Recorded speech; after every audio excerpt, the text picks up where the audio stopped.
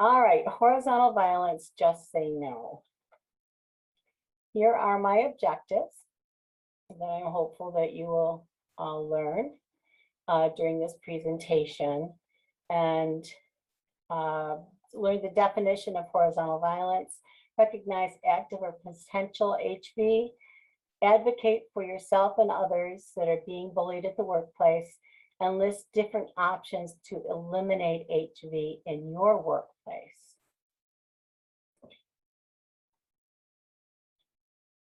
And I'd like to start with a case scenario. This is something I share with my students, this presentation, the information in here. The case scenario starts with, imagine this. Peter is a newly graduated nurse. He studied diligently and worked hard the past 5 years of his life to earn his baccalaureate degree. He passed the NCLEX on his first try and has his diploma newly attained and his nursing license proudly displayed in his home office.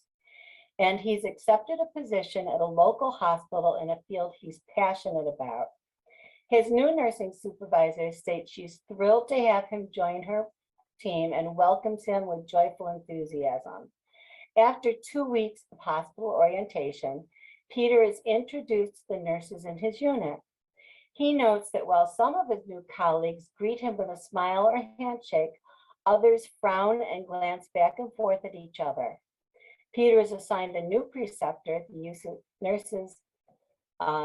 the senior nurse on the department, Jenny, to work side by side with him his first few weeks, as is common with most places. Jenny has been a nurse for over 15 years. She's seasoned and she's organized. She tells Peter outright he is to watch and learn. She has little time for questions he should already know the answers to. Peter shadows her diligently, rushing from one patient to the next, most of the time feeling as though he's in the way. He's left on his own for breaks and has little to no socialization with other nurses on the unit. And the unit nursing supervisor, which is customary for her, calls him into her office after a week or so to see how it's going. Peter doesn't want to cause trouble and responds, okay, I guess, when in fact he feels frustrated and ignored. She notes his less than enthusiasm response and hopes she doesn't have another whiner on her hands. Peter completes his orientation and is allowed to have his first 2 patients. One of the female patients he is assigned to adamantly refuses to have a nurse that is a male. Without question, the patient is quickly reassigned to Jenny. Jenny grumbles as she exchanges one of her easy patients with the patient refusing a male nurse. She tells her friends on the unit and other nurses, and they've all branded him as incompetent. He is ostracized by his peers, and the self-confidence he had just 1 month before is gone. He finds it difficult to sleep at night, dreads going into work, calls in sick frequently, and seriously wonders if nursing is the right profession for him. Within just 3 months, he puts in his resignation. Jenny hears that Peter is leaving the unit, and she feels she wasted her time training him and secretly feels glad he's leaving. Her nursing supervisor notices this, and this is the 4th nurse within the past 2 years that Jenny has trained that has left. This is not only a stressor for the unit in terms of less nursing staff to care for patients, but the time and effort and training and precepting is a financial burden and loss for the hospital. However, the supervisor feels trapped because Jenny is a good nurse and she does not want to risk losing her. Her solution is to find a new nurse to precept her new students, her new nurses. And I don't know if this sounds familiar to anyone, but this is not uncommon, unfortunately. Some symptoms of horizontal violence are pretty much were described earlier, as Valerie discussed in her incivility among nursing faculty talk. They're persistent criticisms, gossiping, berating, undermining, sabotaging victims, exclusionary clique formations, and this can be anything from getting together for events outside of work with everyone except for certain individuals, or clique formations within the work environment. A lack of respect, second guessing, and even demoralizing somebody in front of other caregivers, or even perhaps in front of other patients. And setting victims up for failure, such as assignments with unmanageable workloads or consistently assigning uneven workloads or acuity. The word nursing itself is synonymous with the phrase the caring profession, but as many nurses will tell you, this is not always a factual statement.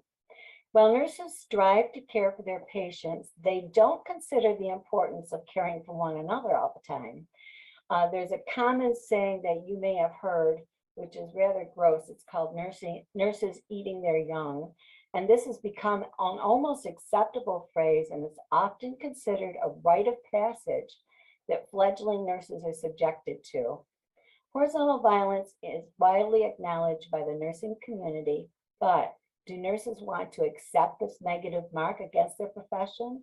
When nurses are asked this question, the vast majority emphatically state, of course not. Nurses want to eliminate this offensive term of eating their young from the terminology that's associated with nursing. So why do some people feel it is acceptable to bully a peer or to allow others to bully without consequence? What part of the human psyche allows one person to demean another? The term horizontal violence is synonymous with nurse-to-nurse incivility or bullying, and it's often interchangeably used with the term lateral violence. In contrast, vertical violence represents bullying or incivility by any person of authority against a person of lower rank or position, such as an RN to a CNA, physician to an RN, a supervisor to a floor nurse, a supervisor to a staff nurse. Today, we're going to primarily focus on HV. We'll examine why bullying continues to plague the nursing profession and discuss different tools and strategies for eliminating this toxic behavior from the workplace.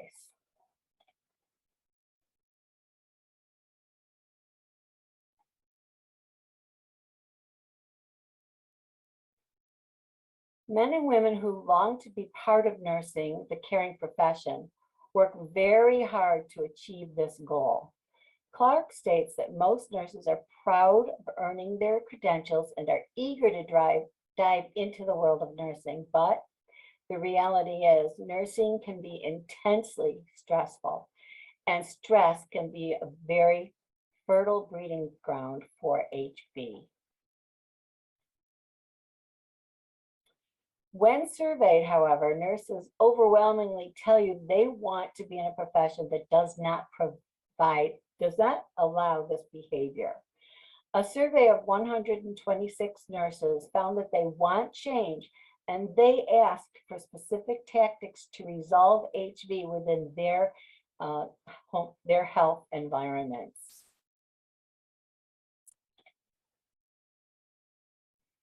No good can ever come of HV. HV, in fact, can hurt. It hurts on multiple levels. Beret and colleagues in 2017 added to the list of hurtful side effects of HV to include insomnia, physical complaints, and go as far as post-traumatic stress disorder. To escape an environment of HV, many nurses simply quit their jobs and may even lose the profession. An additional but seldom discussed consequence of HV is that it contributes to nurses working in silos and not as teams. Working in silos is lonely and lacks camaraderie, and most importantly, it lacks communication. Ron concurs that teamwork is fundamental to nursing, as we all know. Maintaining high morale and a sense of belonging requires effort by all nurses. And when silos are knocked down, team building can begin. As studies show, HV is more of the norm than the rarity. One study performed in a hospital-based environment with nurses revealed that most of them had experienced HV during their nursing careers. And I found this to be true with my students in my RN to BSN programs.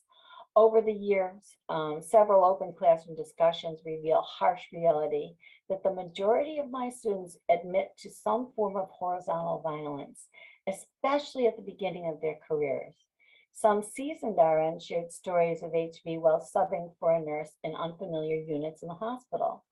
And while upset over this phenomenon, almost all of them shrug their shoulders and say that's just the way it is. And some of my nursing students even admitted to being the perpetrators of horizontal violence without even realizing what they had done. With all this information, it's not surprising that Dr. Susan Roberts, an expert in this subject, declared HV to be a significant problem for healthcare professionals. So to recap, what is horizontal violence? It's abuse, it's pervasive, and it is a significant problem. And HV is costly. The financial cost of HV is actually shocking. Hassard and colleagues analyzed 12 studies from 5 different developed nations, and they found that the annual cost of psychosocial workplace aggression ranged from $114.64 million to up to $35 billion, and this was in 2018. In 2019, it was found the cost of workplace incivility in the United States has been estimated at a staggering $24 billion per year, and that's billion with a B. The estimated cost to replace just one ICU nurse is $145,000.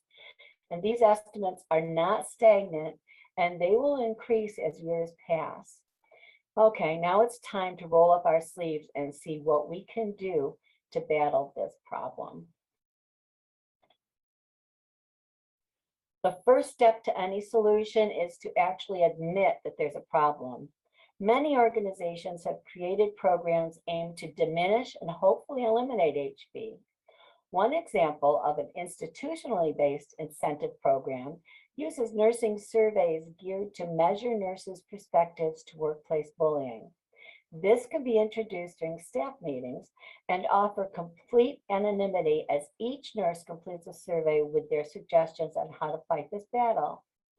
Offer locked drop boxes for nurses to privately submit their responses and recommendations. Then have a task force ready to analyze the results. The next step is to not ignore the results, but to roll up your sleeves and become personally involved as solutions are explored. Do not hope, do not lose hope. There are many programs and recommendations that may prove to be helpful. And the following slides will provide even more recommendations for fighting this battle. Adopting a zero tolerance policy aimed at eliminating HV is another key strategy.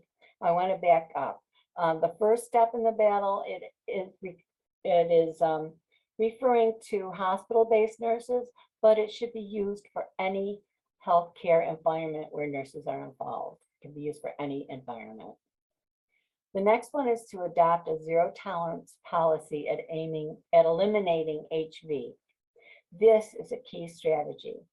Several medical facilities have instituted anti-bullying campaigns and have added zero tolerance policies for entire institutions.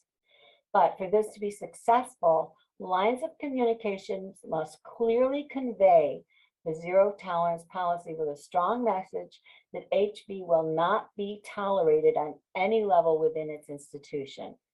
Along with consequences for not following the zero tolerance policy, incentives must be woven into the program, such as monetary bonuses or earned time off. However, what if the supervisor or the manager is the primary or secondary source of nurse civility or bullying? This is an example of vertical violence. When the manager is the perpetrator, the manager's superior must take steps to identify the reason and correct the behavior. It is important to note that a zero tolerance policy must be strictly enforced regardless of the supervisor's or the perpetrator's rank or position.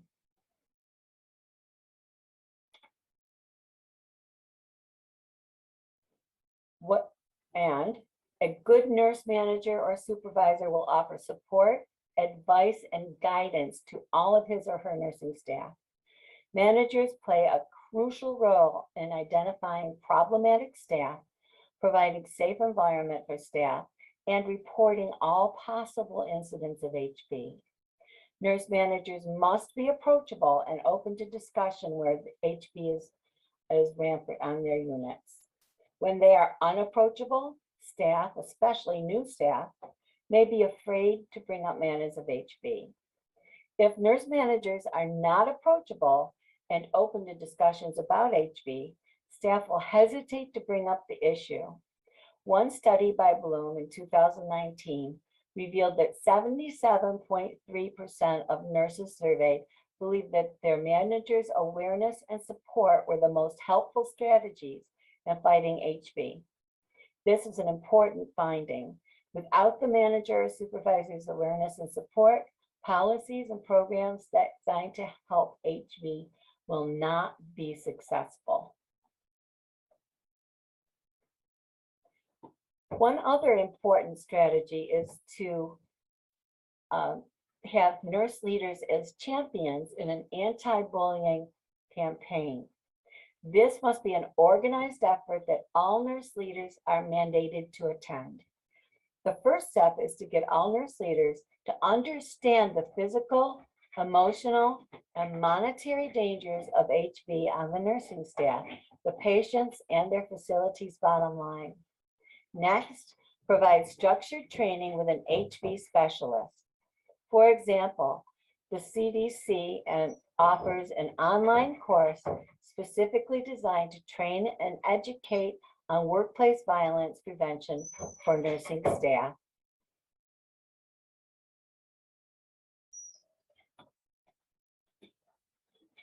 The nursing theory approach focuses on each nurse achieving an optimal quality of life. This approach is a reasoning that states a nurse is self-actualized. He or she will have caring as a primary focus for not only patients, but also for one another.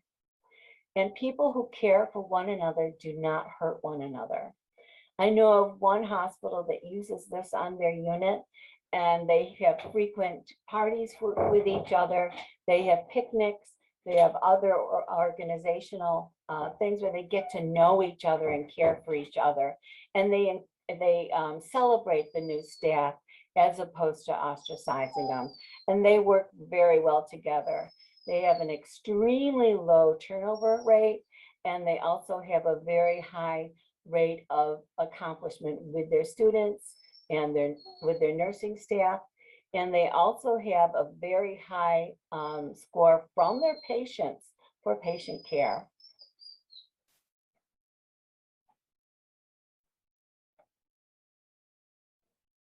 Unfortunately, when nurses are so highly sought after, accountability is being overlooked.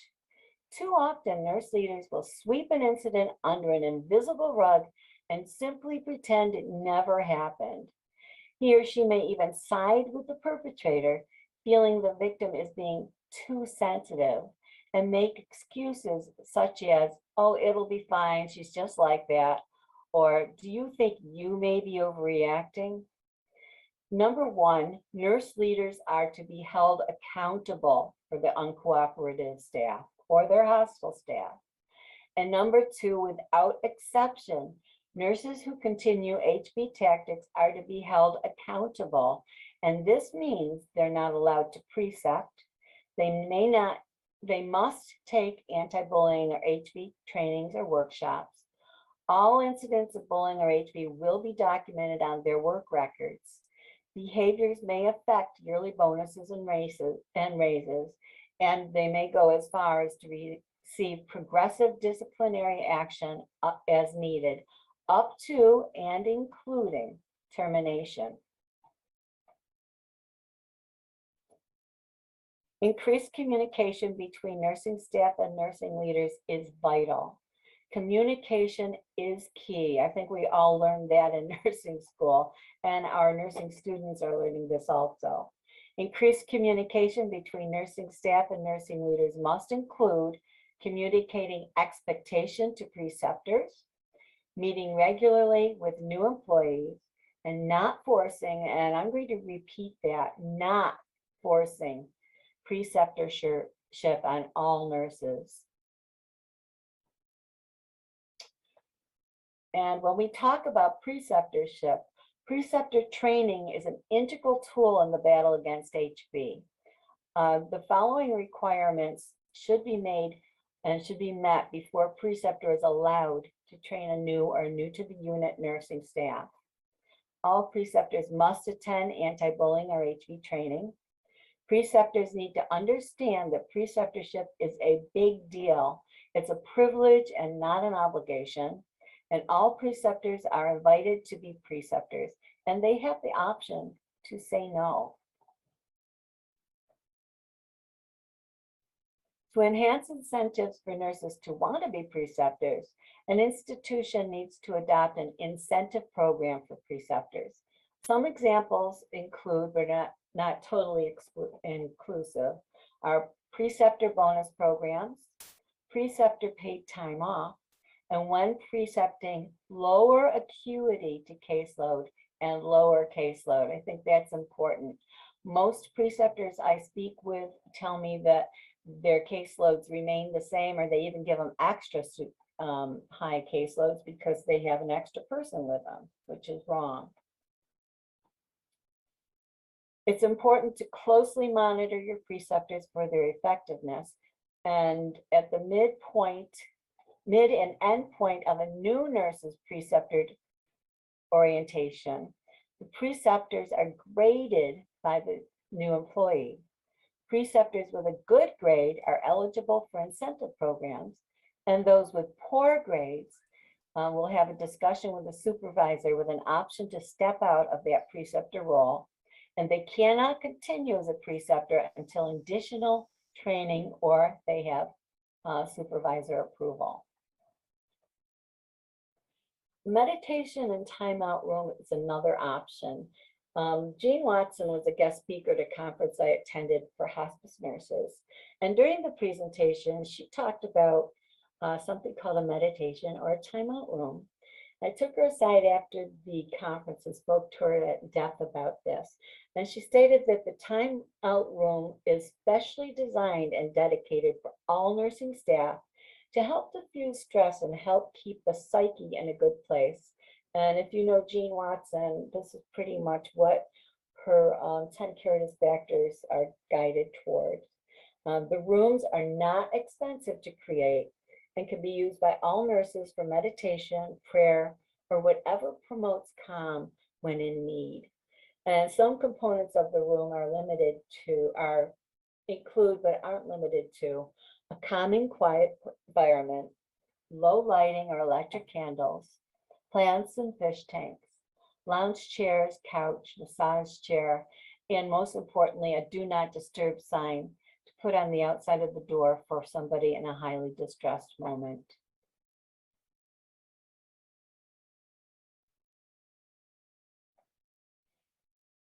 Eliminating HB is a fundamental element for optimal patient care, and all nurses need to remember that taking care of themselves and treating others with kindness are fundamental options to optimal patient care.